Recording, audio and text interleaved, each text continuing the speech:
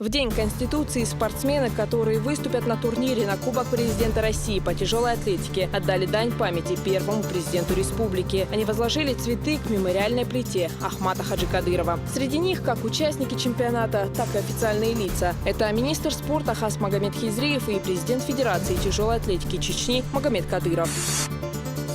А в Министерстве труда, занятости и социального развития Чечни в честь знаменательной даты провели торжественное заседание. В своих докладах специалисты отметили значимость этого дня, подчеркнув, что Конституция, как главный документ, основа для успешного развития страны в современной истории. День Конституции отпраздновали и в Шелковском районе. Отличившихся сотрудников госучреждений и активистов отметили благодарственными письмами. Кроме того, сегодня в торжественной обстановке 18 учеников Гребенской школы получили паспорта гражданина России.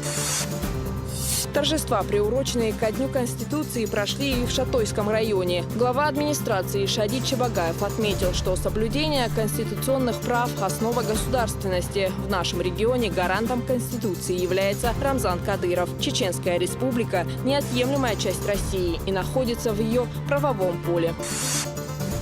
Классические музыкальные композиции звучали сегодня в актовом зале Чеченского государственного университета. Перед воспитанниками вуза выступил оркестр русских народных инструментов Северокавказского государственного института искусств. Концерт живой музыки приурочили ко Дню Конституции.